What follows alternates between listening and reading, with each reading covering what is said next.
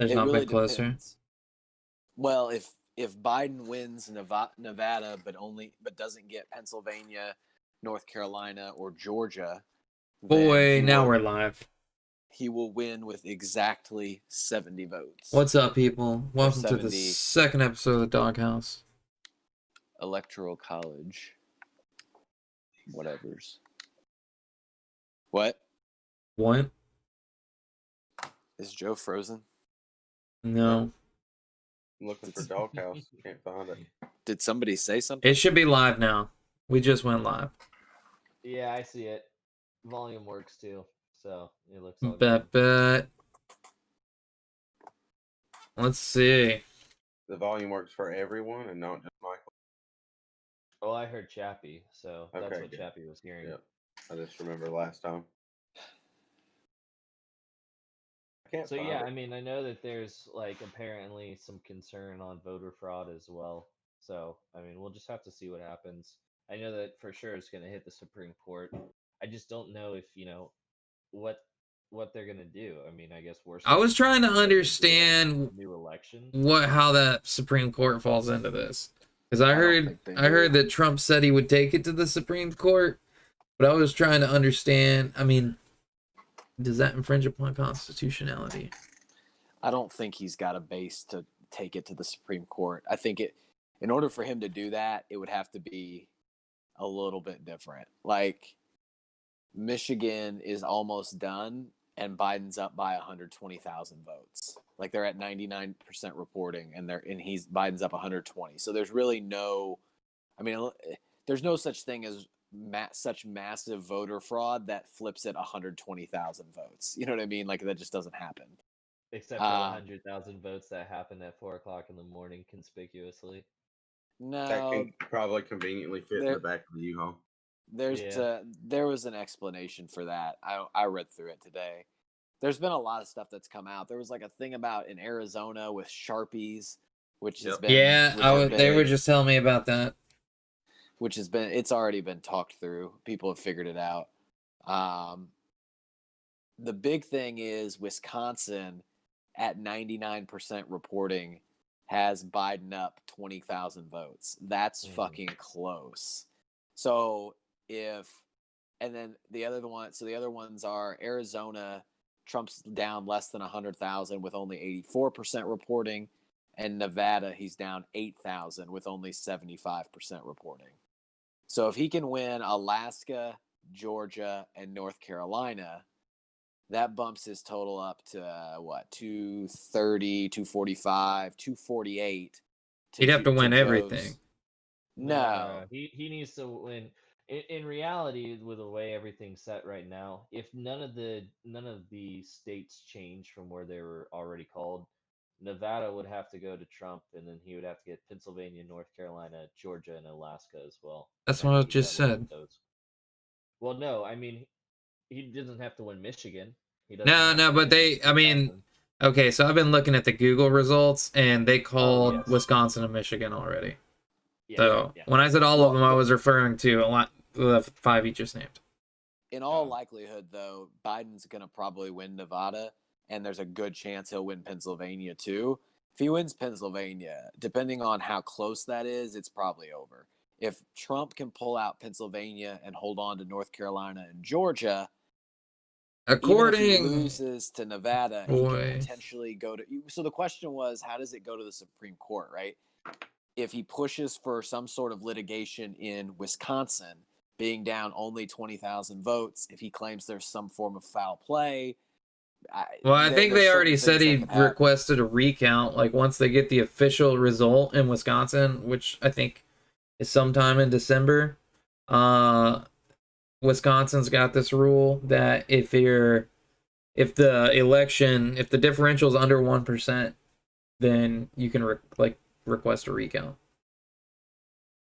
Well, I think the other thing that they're looking for too, because I'm not sure if a recount is necessarily need to go all the way up to the Supreme Court. If there was, I just read the Supreme Court thing, and the Supreme Court thing I think has passed because it was saying that he said he would use the Supreme Court to stop the vote counting. Well, yeah. So his point was he wanted to stop any ballots that were going to come through after the day of the election.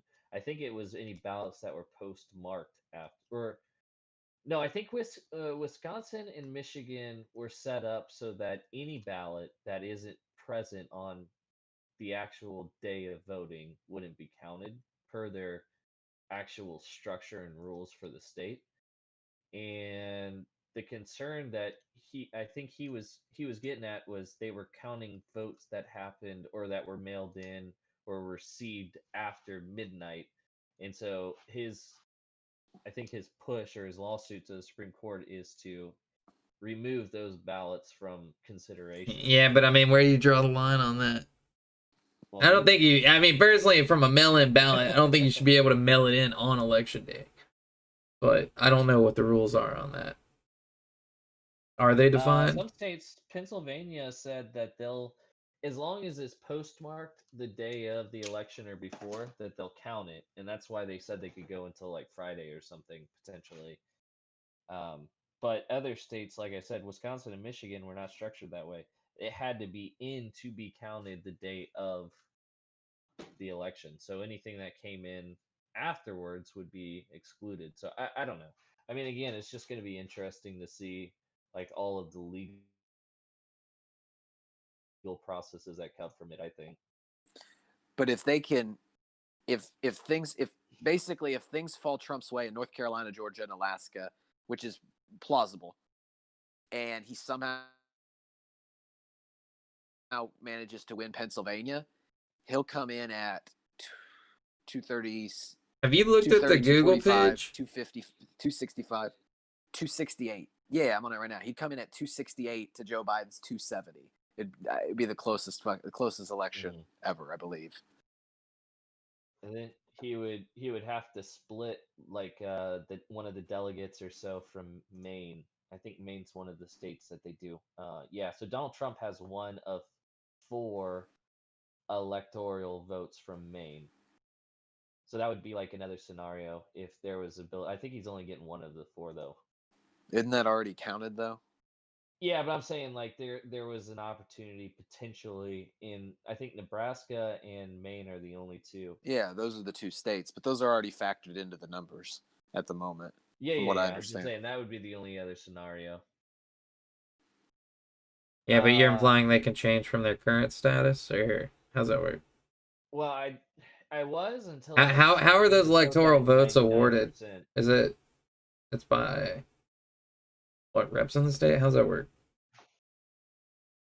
It's based on the vote within the different districts, I believe. Yeah, but I don't know how it all hashes out. They're both at 99% reporting. So, looks like in Nebraska, so if Trump got 4 in Nebraska and Biden got 1 in Maine, I think Biden got all 4. No, Trump 3. got 1. Yeah. So I'm not sure how that all shakes out, but Maine's kind of close, 75,000, but that's over a percentage point. Oh, DC gets 3 electoral votes. I didn't realize. But 270 is the number, and Joe Biden only needs Nevada at this point to get 270. Bro, I woke up and saw Michigan and Wisconsin had flipped blue, and I was like, I added the points up, and I was like, exactly 270. Like those numbers. God, those numbers. Nevada might squeak out a Trump victory. You never know. It's because everybody went and voted after work, right? Well, mailed it in after work. I've been listening to some pollsters talk before this week, and there were some that were saying that Nevada was really borderline this year. So I don't know. It's the reason Biden's getting such a late push is because they're counting the mail-in votes last. Right. They primarily all are going Biden's way. They said but before the 78%. election, they were saying that there weren't that many mail-in votes.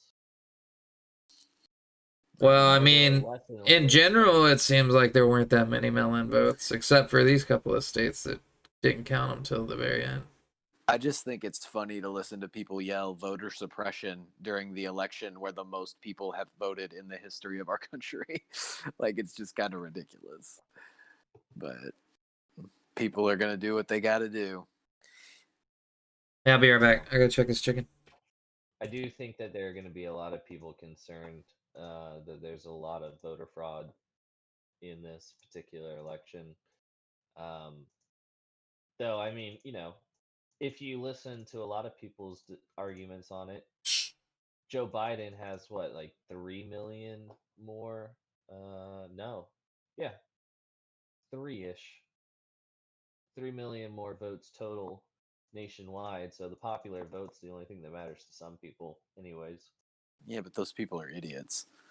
The popular vote, like, there's a reason this is in place to avoid tyranny of the majority. So talking about the popular vote in a system where the popular vote means jack shit isn't really worthwhile. But I don't know. Understand. But that's part of the argument that a lot of people are making against the Electoral College, which has kind of been a more newer approach to it. That's the Electoral College. That's the standard left approach. When the system is not working for you, you got to get rid of the system or change it. Well, but I'm sure you won't hear about it again if he wins for 4 years.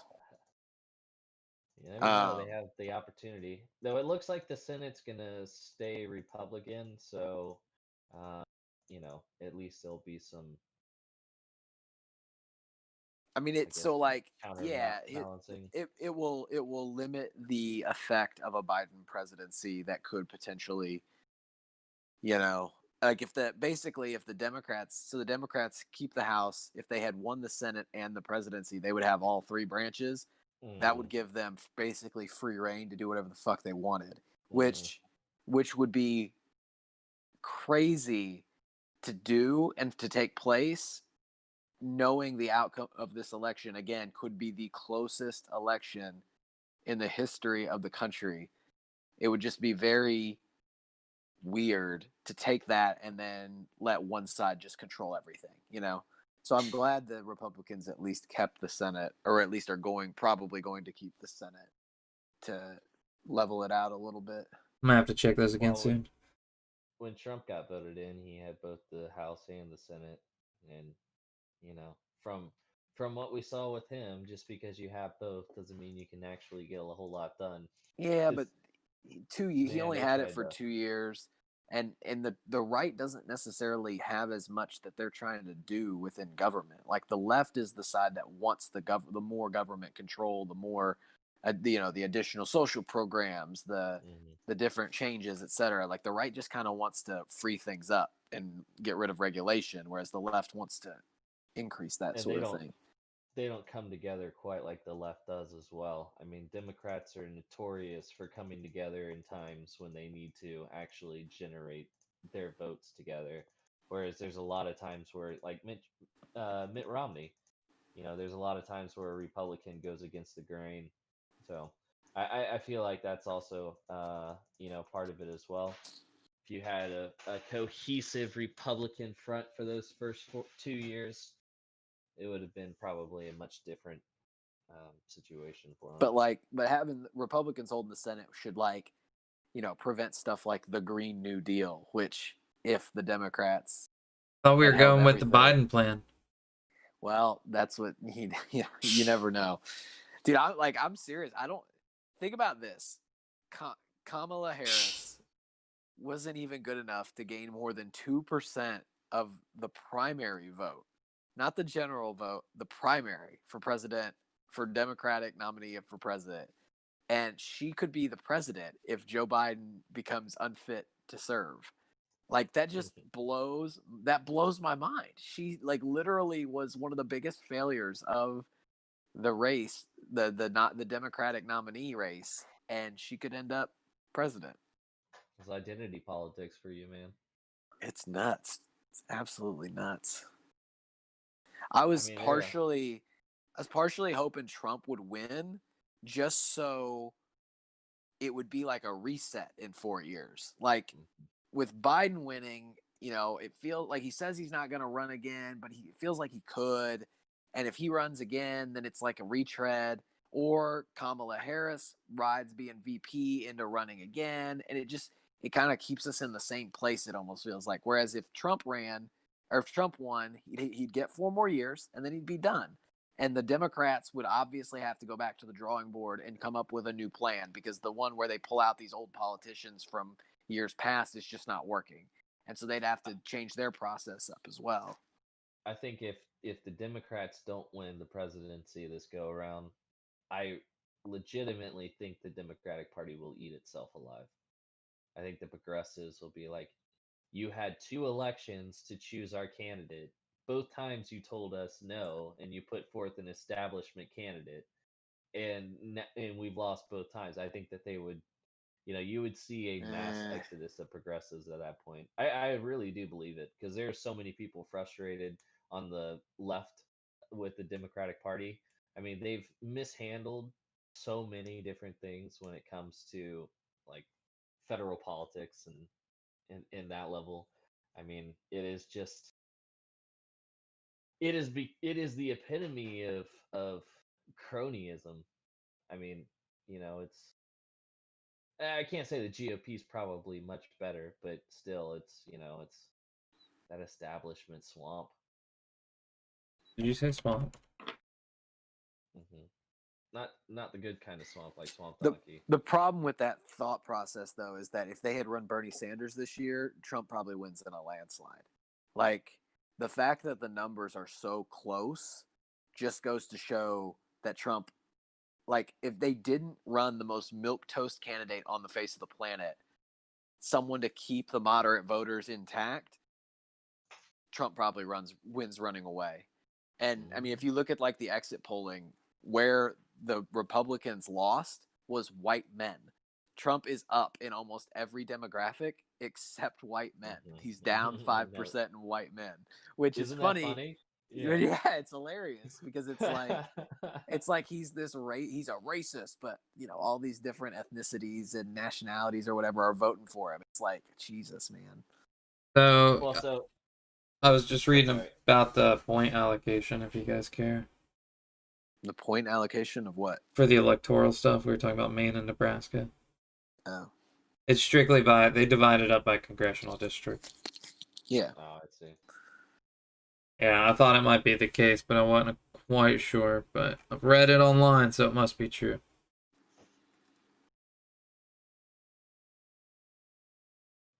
I was going to say something to you, Chappie, but I completely forgot what I was going to say. But yeah, I mean, that's kind of why I was rooting for Trump, because again, I felt like after Trump, the Republicans would definitely have to reset, and I feel like losing 2 times in a row would force the Democrats to reset too, which I think people in general, companies in general, just like, I think when people have to go back to the drawing board and figure things out, I think that's when good ideas come forth. You come up with the cream of the crop. If you just want to retread and run the same thing you've always been doing, you just kind of fall into a cycle where nothing really ever improves and gets better. Yeah, but if you got the resources still, boy, that cycle will just keep it churning. I remember what I was going to say, Chappie. To your point about Bernie Sanders, the only counter I would have to that is just the example of Florida. So Florida passed with a supermajority to raise the minimum wage up to $15 an hour, which is more of a progressive policy point. And yet in Florida, the same amount of, or I don't remember what the spread was. I think it was like 400,000 or something last time I looked. Let me see what the spread is. And yet Florida was won by Donald Trump by 400,000 votes. So you had 60 so many percent of people voting in Florida for a more progressive ideology or progressive idea. Is that really a reflection? Wage. Is that really a reflection of a progressive ideology, or is it just a bunch of people saying, "I want to make more money"? I mean, it's 61% of the state, and I mean, you could look at where those people, the breakdown are, but whether it's people saying, "I just want more money" or what have you. I mean, that's mostly what the progressive policies are. Giving people more money, free education, free healthcare, raise your minimum wage, all this shit. That's their whole, that's It's their the whole fiscal. motto. That's the whole fiscal side of it. Yeah, but that's what I'm saying. So I don't know. I mean, I feel like there is an opportunity for a progressive candidate, and I think that's supported by that particular amendment. If you look at the demographics of who voted for Trump in Florida, it's a lot of people coming from socialist South American countries, coming from like people coming from Cuba who lived through that shit and don't want it again. I don't think. I think the fact that those are the people voting for Trump shows a little more that they don't want to go to socialism than voting for a $15 an hour minimum wage shows a willingness to go towards progressiveness. Again, I think that's a pretty, the $15 minimum wage is a pretty straightforward thing in my mind. Like, I feel like people vote because they want more money. It's one example. I mean, on the opposite side of the map, you have Oregon basically decriminalizing all drugs. I mean, you see progressive measures across the country have gotten passed during this ballot measure. So I don't know. My only point was I think that there's a bit more of an appetite for the progressive philosophy than I think you're giving them credit for. I think so then why didn't Florida flip to Biden? Like well, that's what I'm saying, because Biden's not a progressive candidate. He was, and before you say anything, he was endorsed by the U.S. Chamber of Commerce. You cannot be a progressive liberal and be endorsed by the U.S. Chamber of Commerce. He's got what, the most progressive senator as his running mate. Yeah, but again, she's not even. Like, I think she says that because she's getting on the right side of her party, but I mean, she's a prosecutor, man. She's got some Republican. I mean, I don't care about her I don't care about her as a prosecutor. I care about her voting record. Where is she voting? She's not a prosecutor anymore. She's an elected official, and she has a voting record, and it is very progressive. I mean, again, I think if you're trying to make a case that Joe Biden is a moderate, I think that's a little bit, I don't know. If you're trying to make a case that he's more moderate than where the rest of the Democratic Party is, then I could get behind that. But I don't think necessarily Joe Biden's more moderate. My point is he's more establishment. He's going to do whatever is in the best interest of big business and big government, which would be like if you voted for a Mitch McConnell, it'd be the same damn thing. I mean, a Mitch McConnell president and a Joe Biden president, in my opinion, would be two rhetoric wise, it would be two different things, but policy wise, it would be very, very similar, especially on the big things like war, like fiscal spending, like bailouts, like where the tax cuts go, and things of that nature. I mean, Biden might hide it and say he's gonna do whatever he's gonna do, but you know where his pockets are lying. I mean, it shows pretty easily looking at the Hunter Biden's emails. He doesn't give a shit about that. He cares about, making the next play. So I don't know. I mean, again, I don't necessarily think that Joe Biden's a Republican. I just think that it shows something when a typical Republican constituency like the U.S., whatever, the Chamber of Commerce for the U.S. goes towards Biden, because I think it says something about Biden himself. I mean, I really think that it's because of his, I don't know, it's because how long he's been maybe in politics, which probably got a good network. So, but again, I really do think, Chappie, that perhaps a progressive would have done better than Joe Biden in this election. I don't know, man. I think you're way off on that. I think you're reading Florida wrong. I think Republicans are over the moon about what happened in Florida. I think there was legitimate thought that Florida could flip, and it didn't, and it actually went kind of the opposite direction. And I think right now, like, Republicans are looking, at least should be looking at Florida as kind of the future of how they should try to perform in elections, and how what they should try to cut into in order to. Well, so Florida got a lot of votes from the Hispanic community. Mm-hmm. In I think a lot of that was the economy. Well, maybe. I was reading a thing about how they were saying the Trump campaign, by painting Biden as a socialist, influenced that large Hispanic population in Florida. And like the majority of them are Cuban, you know? And so it's like Adam's mom, you know, used to live in Cuba, and she I think she's a fan.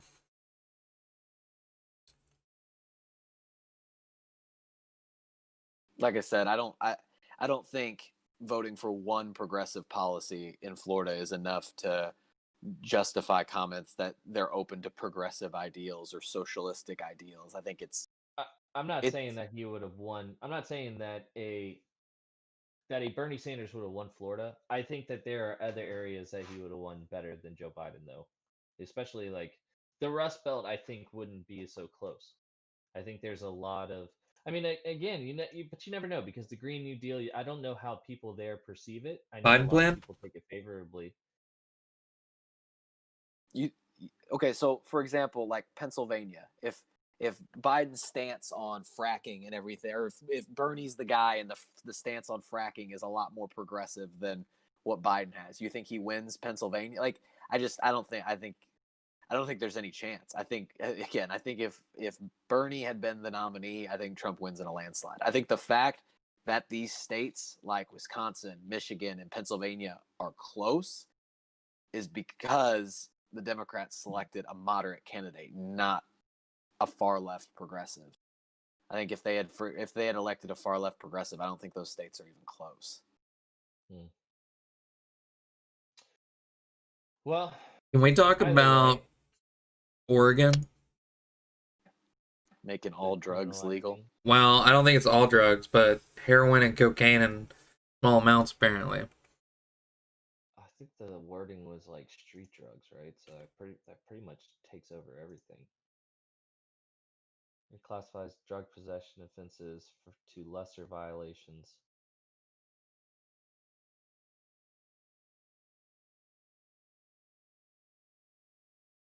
I still think they should legalize everything and let natural selection ensue. You know you can't do that, Mike. They separately they also legalized psilocybin. For medicinal purposes. Is that what it said? It's got to be administered by a doctor. And they didn't legalize drugs, they just decriminalized it. Yeah. Yeah, I might as well legalize.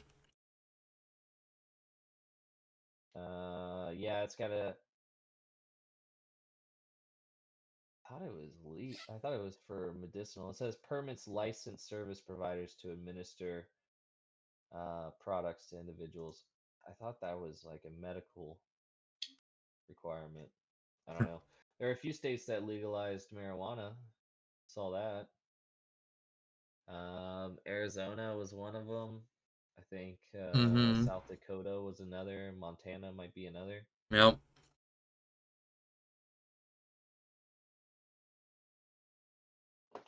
Arizona, New Jersey, South Dakota, Montana. And then South Dakota and Mississippi did a medical thing as well.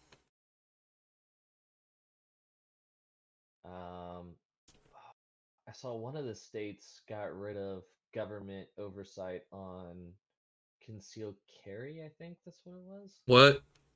So they went more to like a constitutional carry, like Arizona did. Gotcha. And then what was the other one? I think Nebraska. They started gambling. They opened up gambling in Nebraska for horse racing. Boy, Peter gonna be on that shit. Yo, how them wings? Pretty damn good. What'd you cook them in? Smoker. Yeah, no shit, but what'd you put them in? Got some jerk seasoning. Smoked them low for a bit and then crunk it up to try and crisp the skin up a little more. And then put them in a mild habanero wing sauce. Ooh. I'm a big fan of the habanero wings. Bro, Justin got it. And the spice level in it is just like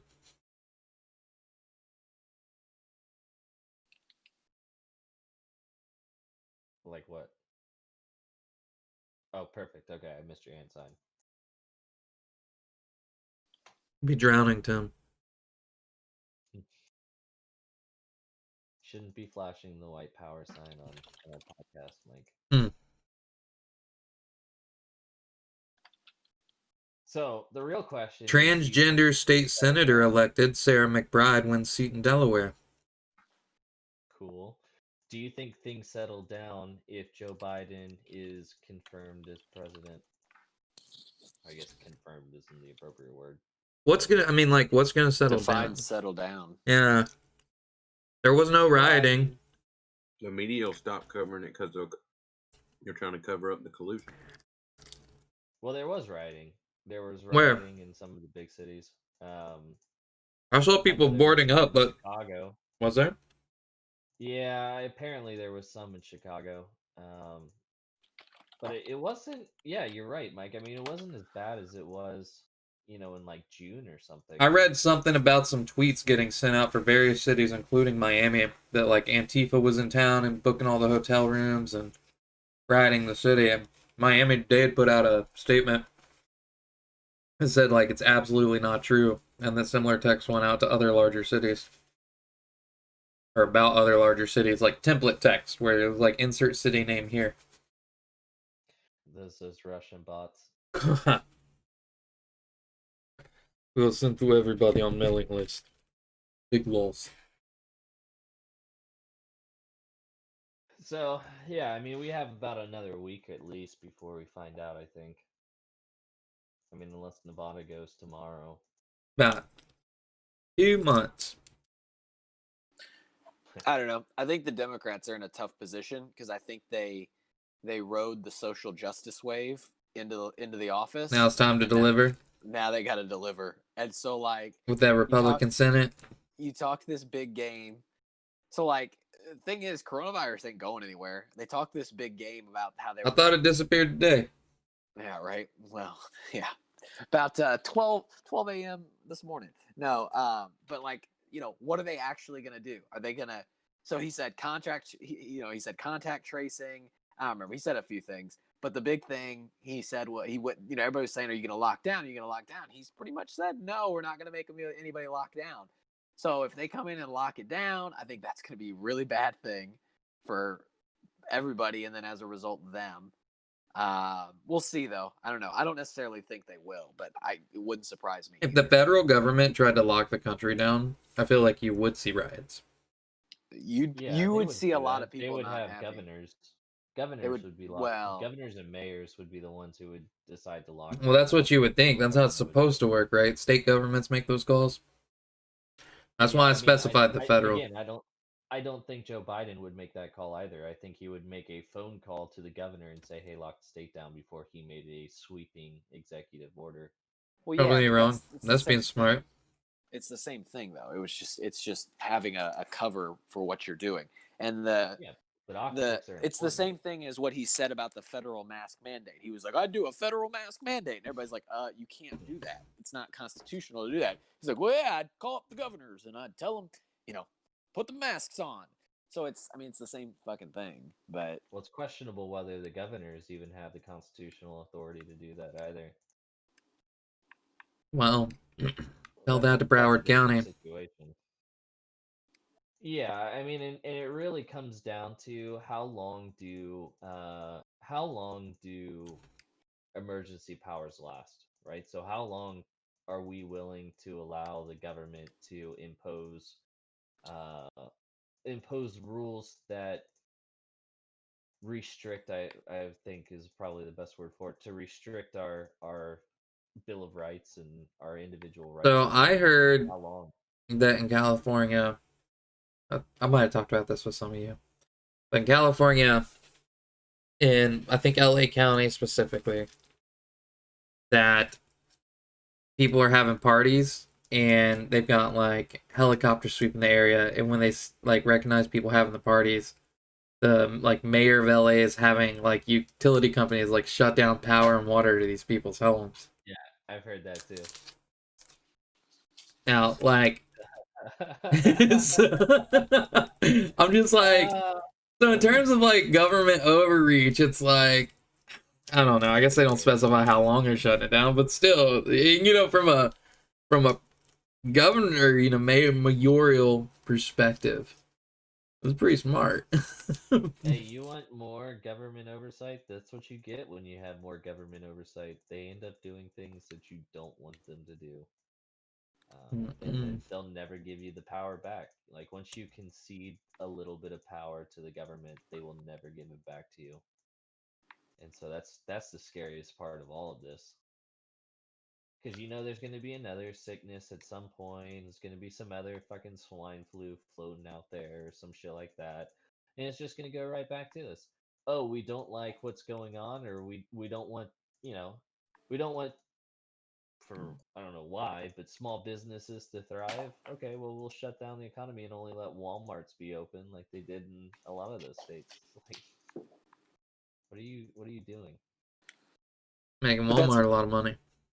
but that's what I'm saying. Like, how are they gonna? Like, they've basically said they'll take care of the virus. So that's one thing they got to deliver on. They rode a lot of black voters into the White House, allegedly, potentially, depending on how the outcome finishes up. But it's looking like it's gonna be Biden. So how do they? And the big part of their message was the BLM movement, the African American systemic racism, et cetera, et cetera. So what changes do they make there? Do they try to make there?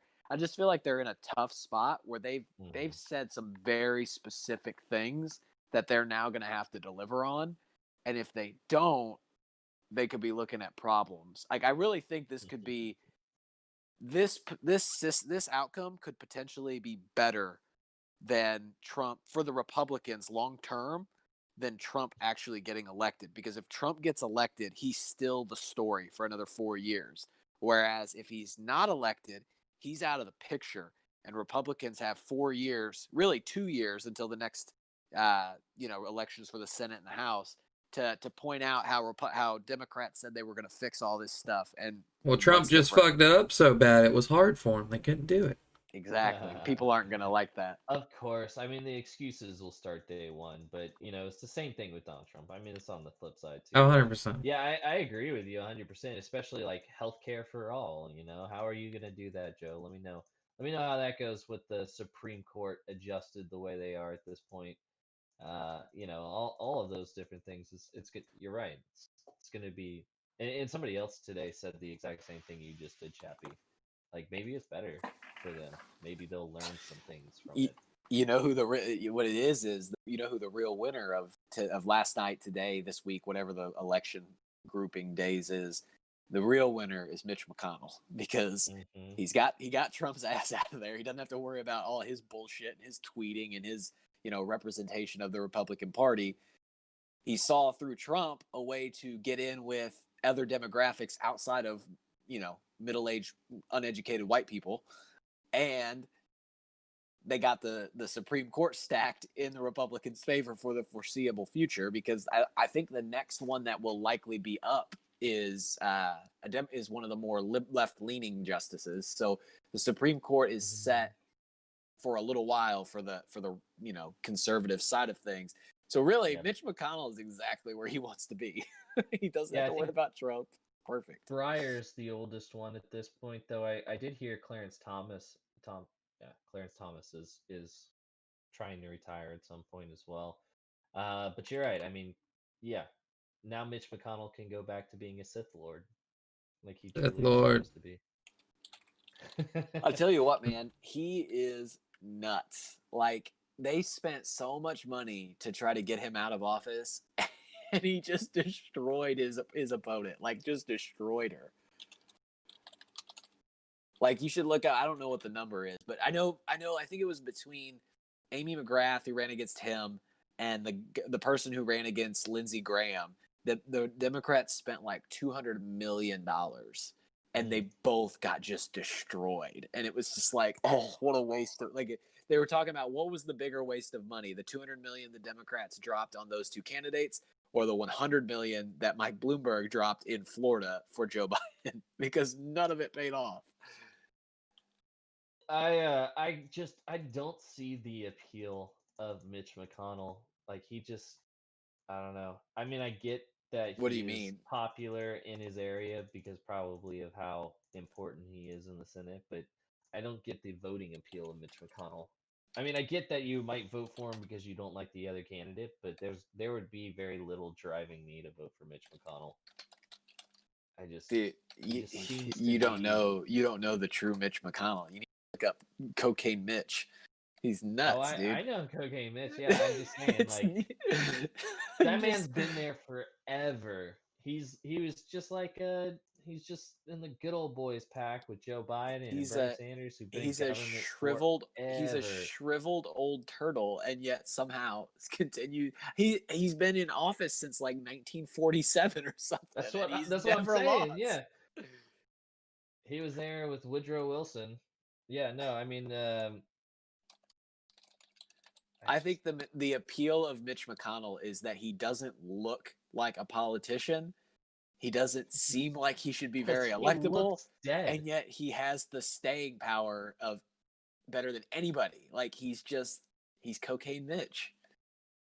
He looks like somebody did clay animation with a body in the morgue.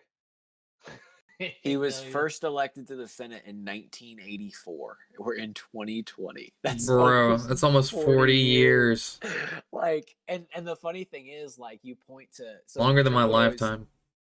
Trump would always point to Biden and be like, he's had 47 years to get this done, dude. Mitch McConnell. That's exactly what I was saying. But Mitch McConnell has got shit. But Mitch McConnell has gotten shit done. Like, if you go and look at all the stuff Mitch McConnell has accomplished, he is a legit, like, he gets shit done in politics.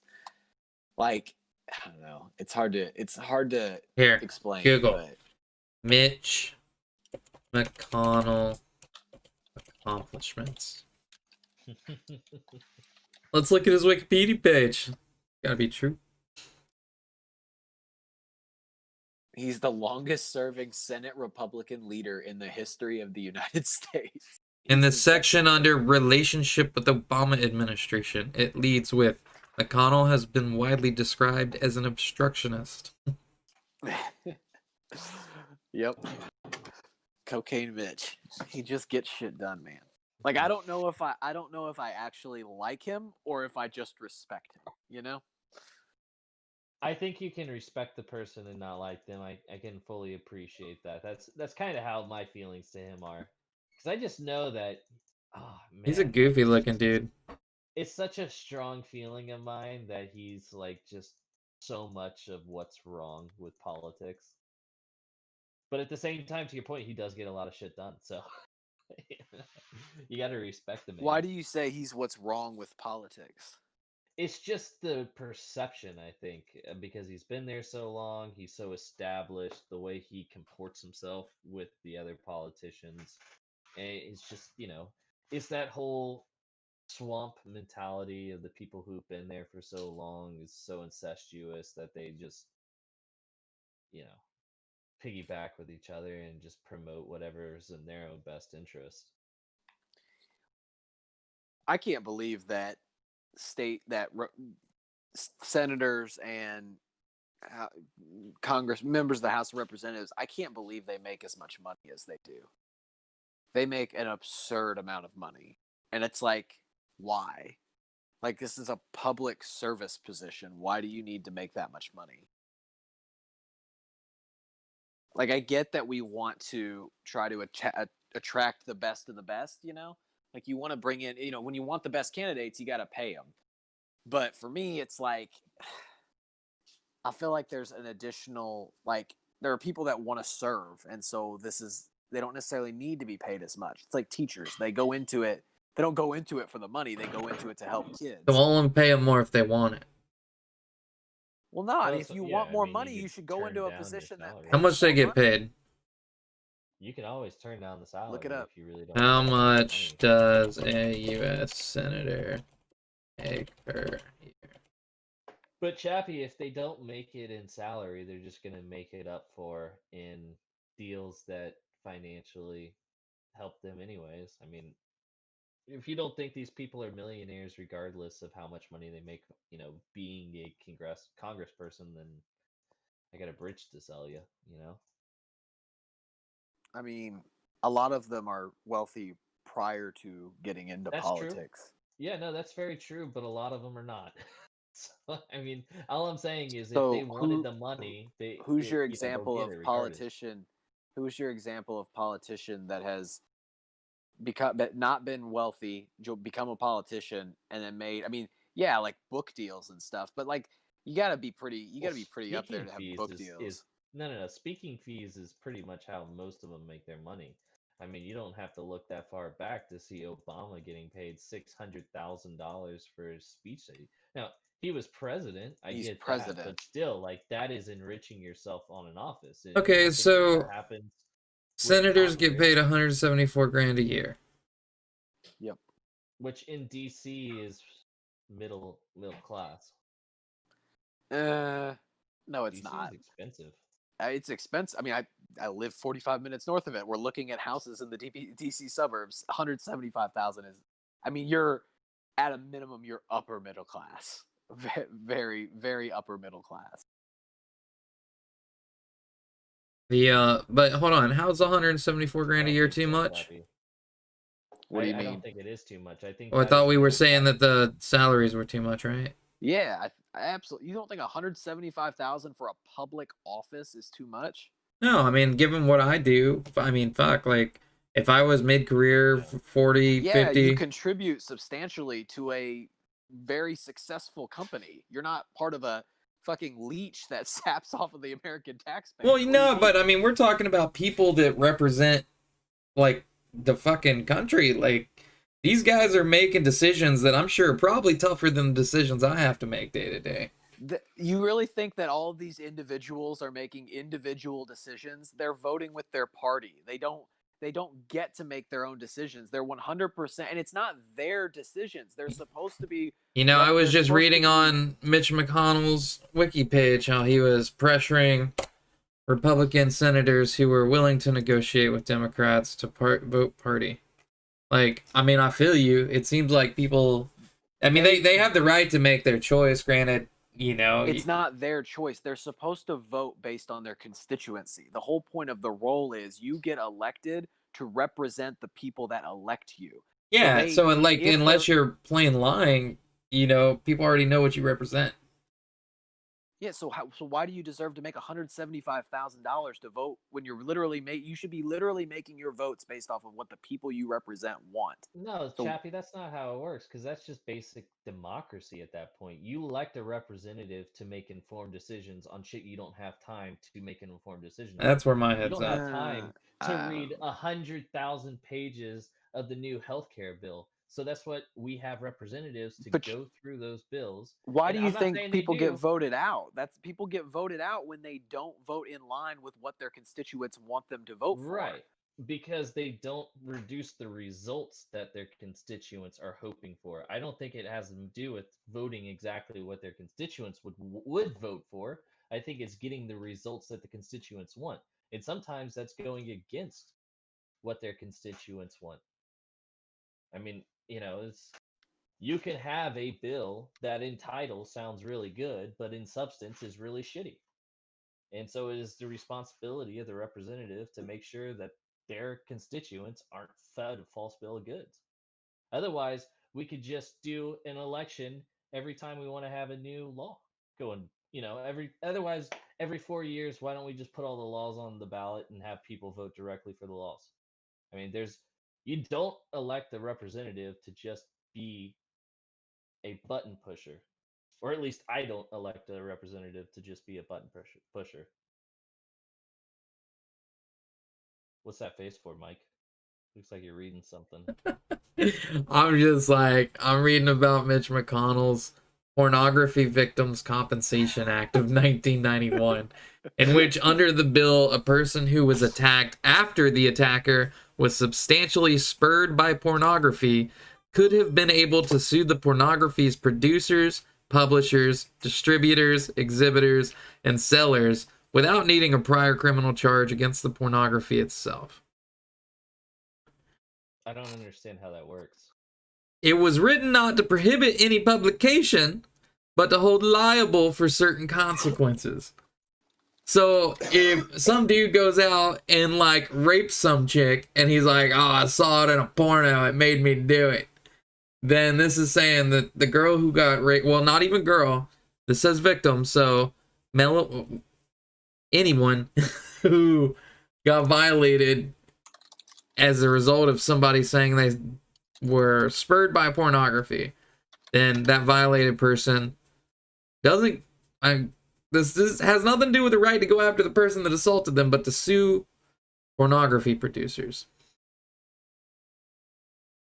Tim, if you were to violate me right now and I wanted to go after the pornography producers that spurred you to do said act, could you reproduce the publishers, distributors, producers, exhibitors, and sellers for me? You're asking what my, I guess my. I mean, are you a bang bus kind of situation guy or like a fake taxi? I'm just... I still want to go back to this. So, medium household income in U.S. in 2019 is $68,000. Average wage is roughly $52,000. Okay. And you guys think that the people that we elect to represent us in the government should be making $175,000? Like, you think that makes sense? Chappie, how much money do you make per year? Ballpark. Depending on the year, but roughly 140,000. And how old are you? I am 29 years old. So, by the time you've almost doubled in age, what do you project yourself making per year? I have no idea. I mean, doubled in age. You're thinking that. I mean, what's the average age of a senator or a member of the House of Representatives? Well, a House member is going to be younger than the senator, probably. I'm sure. 57.8 years. Members of the House at the beginning of the 115th Congress was 57.8, and senators 61.8. So Right. Google says, what's a good salary in DC? You need about 143,000 to live comfortably in DC. So, I mean, 143,000 to live comfortably. You're talking 175 is what they're getting paid, and these are supposed to be some of the more. Dude, you're looking. DC is literally like the second most expensive place to live in the entire country, and just because. Second, does DC have senators? I can't even remember. Does DC have their own two senators? They live for a good portion of their Don't think time so. in DC. Do they live in DC to where they have to pay their own money, or is that stuff paid for and expensed out via the U.S. government? I think like, for example, when AOC got into Congress, she had like a GoFundMe to get her an apartment in DC so she could have a place to stay there. I don't think the government funds like a boarding house for congressmen, which would be kind of funny actually. Sleepovers with Mitch McConnell. Well, no, I'm not saying sleepovers, but my understanding is that they have homes in there where they live. Like, so for example, Mitch McConnell gets elected in Kentucky. He lives in Kentucky. And then, I mean, I don't know. Do they have housing in DC? Nope, I'm reading an They article have to- about it. This they guy have said to somebody pay for lived in their his own basement housing. for 2 years. Yeah, they have to pay for they have to provide their own housing, whether that's renting or buying a place in DC. I would imagine Mitch McConnell probably owns a place in DC, if I were a betting man, because he's been there for so long. But you know, now that's 2 mortgages. Which, so here's the other thing too. You ran, like, I don't know. I have trouble. I don't think. It says 45 to 70 House members living in their offices. Look, maybe it's high, Chappie. Maybe it's a little bit high, but I don't think it's astronomically high. How many days out of the year do they have to be in DC? I don't know, like 120 or something? How long is Congress in session?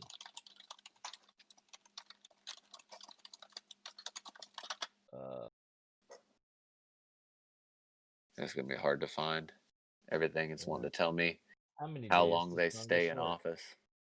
So It says the House works about 2 days a week and the Senate works a little more than that. here are the number of legislative days for the House and Senate.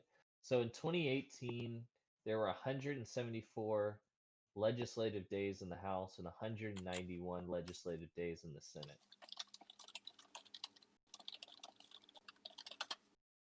So, I mean, a good chunk of the year,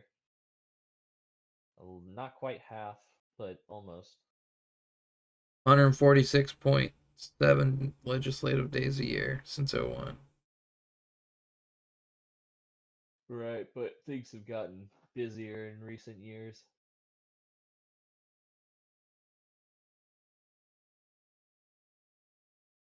Uh, 174 for And House in just being 2018, a 191 in Senate. congressperson, you don't have to forego having an actual job, I don't think. So you can actually have two sets of income, one from the government and one from your own private work, I suppose. I wonder what most of these. I think most of the guys are lawyers, I would say, that are in Congress. I don't know what they Yeah, do. I don't know. Given what I do, like that seems like a mid-career salary.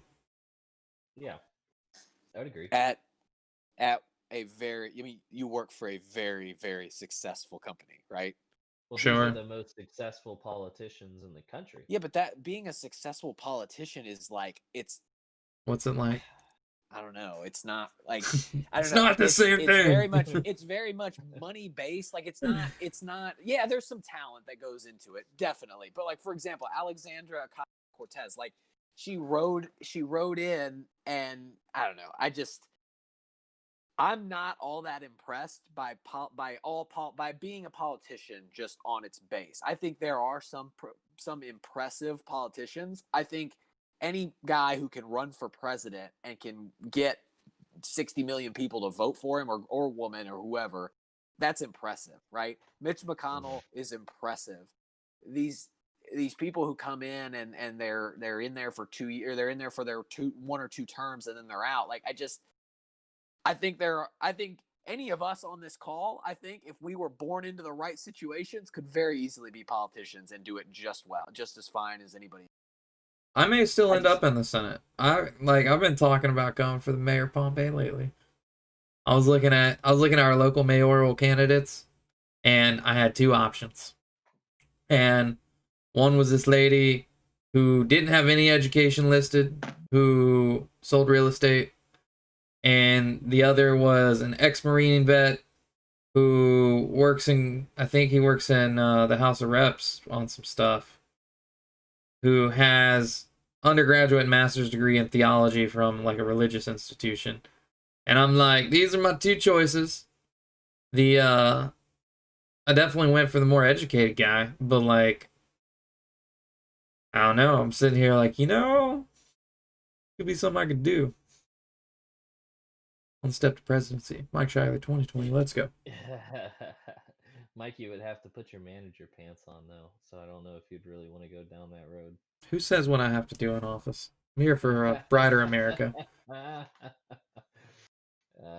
don't know. I mean, again, it's obviously exponentially more difficult to run a national campaign than a normal mayoral campaign. So it's like comparing apples to oranges. But, when these guys aren't in Congress, they're campaigning for their next congressional election, especially if you're in the House.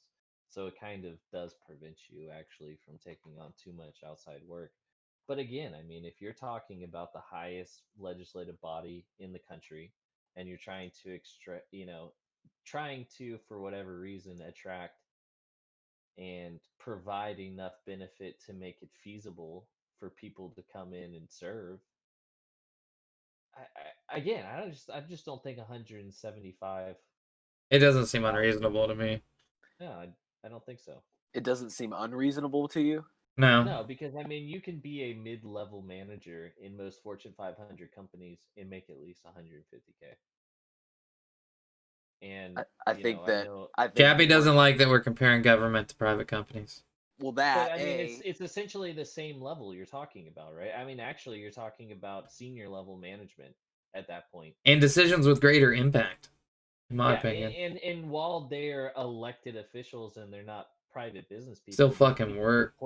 They comport themselves like they are running a business, because running a campaign is akin to running a business. That's why they have MBA models for running elections. So I don't know. I mean, again, I think there's a lot of comparability there.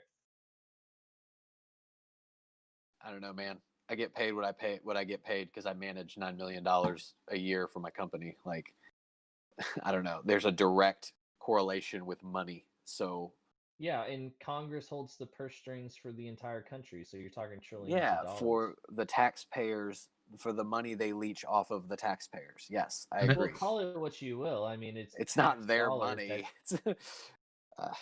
it's not their money, but they're managing our money. So okay, so they're money managers now. How many money But managers they in New set York the make rules for 175K? but they set they're not money managers. That's a simplification. But my point is that they set the rules on how much of our money they manage. So it just doesn't. Again, I don't think comparing it to like. And again, I think we're falling into the problem that this podcast is going to face as a whole. In that we are for educated, fairly talented, well-off white people. And I think for us, $174,000 doesn't sound all that outrageous. Like that is a number that all four of us probably could see ourselves attaining at some point. Probably not in the all that far too distant future.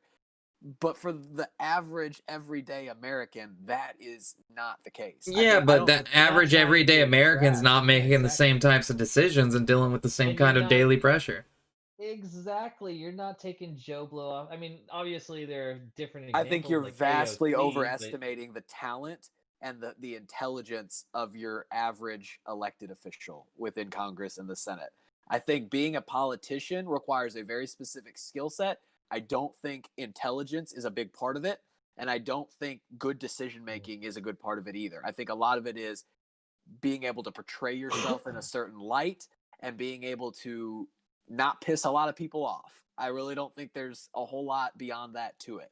I think to be a for one some, and done person, I would agree with you. But to have a career in politics, I think you have to be smarter than I think you give them credit do for. you want people to have you've been the one talking about I think not wanting people to have careers in politics. I think Correct? I think a career in politics, like I can see the argument for not wanting careers in politics, but the thing with any career is the more experience you get with it, the better you get at it. Yeah. I'm Yeah, not And but is that a against good thing when it careers. comes to government? I'm not I would like to necessarily think so. I'm not What? necessarily against careers in politics. I'm against the cronyism of the careers in But politics that is and politics. The politics is crony. Like that's the whole point of politics. well, Being that's the in politics politics. that we know. Right? You can still be in Congress for your entire life and still be an outsider. A la Bernie Sanders is an outsider. He never got his nod that he was supposed to get for being in politics as long as he's been in. But he's not dumb in the sense that he continues to get elected year after year. And even if they're not, I mean, even if you wanted term limits or anything like that, you're doing your best to find the most qualified candidate, and obviously there are going to be those that slip in through the cracks, but hopefully the That's any process take cares organization. of them. And hopefully the process takes care of them, and they don't get elected again because they won't be so as clever and successful as the other politicians are. But again, it boils down to you are going to give somebody an opportunity to lead at a top level with top decision making. And while they might not be a money manager, I would argue that managing the rules and the finances could be trickier than just managing the finances by itself, because you also have to play with public policy or public perception. Because at the end of the day, you don't have mid-level managers get elected, but politicians do. So I don't know. I mean, there's trade-offs. So I don't think you can count it out and just say that, well, they're politicians. They just get voted in. They're not the smartest things in the world.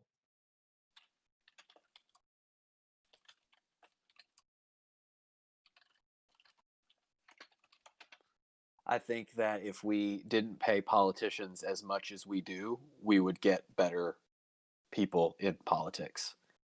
I think the majority of people right now are frustrated with some form of how our political system works.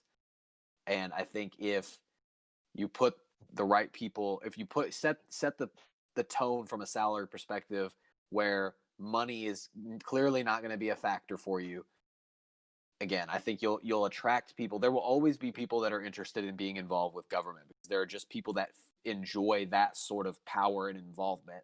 But I think you'll get a lot more people who are just about helping rather than about dominating. And then again, not to say that. And I don't know. I feel like that's not due to the structure of the government or how much the guys are getting paid, so much as the party system itself. Yeah, and I don't think that reducing the salary of a congressperson is necessarily going to exclude the people who are looking for money. Because if you're a money hungry You're congressperson, fucking ambitious. you're not going to use your salary to fulfill your dreams. You're going to use what other malfeasance in order to gain money. And quite honestly, Chappie, the money in politics is not being a politician. It's leaving as a politician and becoming a lobbyist. So I would say that most of the people who are looking for money as opposed to trying to, and again, I think it's not money they're going after. I think it's power. So changing the salary, I think all that would do is exclude certain people from running because they can't afford to Why do manage two mortgages and a why did the campaign and why did the government why did the Democrats spend $200 million trying to get Mitch McConnell and Lindsey Graham out of their seats? Because a lot of times money and power are synonymous. It's the same thing. Mm-hmm. Yeah, no, I agree. I But just I found mean, an again, I don't article think it's that's money titled thing. Yeah, if you want better politicians, pay them less. I'm going to read through this at some point. So that kind of reinforces my statement about the issue being the party system, right? You're talking about a party paying $200 million, right? Not the senators that are elected. Mm-hmm. I mean, yeah, but this there how many senators are there? 2 per state? yes. Okay, so you got 100 senators. So you're paying senators out $17 million per year. 17.5 million. You know, a party system going and spending 12 times that to go try and oust 2 people. You know, it doesn't sound to me like it's the government money getting misspent there. I don't know. The only reason I brought that up is to illustrate that you can't really separate money and power, because the main way a lot of people get to power is via money. And it's not necessarily always their money, but you raise money, you get more power, it gives you the ability to raise more money, and you get more power. I'm not going to disagree with that, but again, we're quantifying power with amounts that are drastically more than what one of these guys is making, and they're not making drastically more than we are. And it's like, I don't know. Talking specifically about the salary too. I mean, Right. you know, if the argument is we want to crack down on campaign finance and have reforms there, I wouldn't necessarily disagree with you. But if you're talking specifically about $175 salary, it's not $200 million. Yeah, it's not So even like I just feel it's 400K. Like, I don't know. Okay.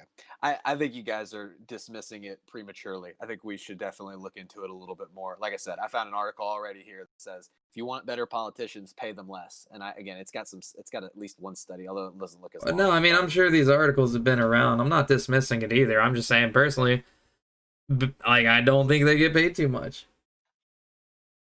Well, yeah, I mean, might get paid a little bit more, but I don't think it's egregious. No. But anyways, guys, I think that is probably a good time to wrap up for the day, because we don't want to go down any more rabbit holes. Boy. Well, so I think we all agree that Joe Biden will probably walk away with this at the end of the day. We'll see. There's only 75% reporting in Nevada. I actually made a bet with Brianna because she was convinced Trump would win. I said, I thought Joe Biden was going to win for the last like 2 months, because of COVID and all of that. So she owes me a 30-minute massage. It's not over. You can't claim that till after January. Oh, I know. That's why I said when he wins. But I'm just happy I won. It's nice to win. Well, I'm just saying, Wisconsin and Michigan flipped over. I'm curious with Nevada 75% reporting. And I'm also curious about these states I'm hearing that had more than 100% reporting, because Google doesn't reflect that. Yeah, and that's what I was saying. There's some voter fraud cases that are going to be legislated, or I'm sorry, not legislated, but litigated. And we'll have to see what comes of that. But I think to Chappie's point earlier, I don't know if there's going to be like a whole lot of legitimate fraud that they find, as much as it's going to be, maybe some of the ballots were counted a little late or something like that. Yeah. Who knows? It's hard. It's going to be hard to prove voter fraud if there was any, anyways. Like, how do you prove that it was fraud? Yeah, I mean, I don't know. I like to trust the voting system, but who knows? But anyways, boys, all right. Peace. Later.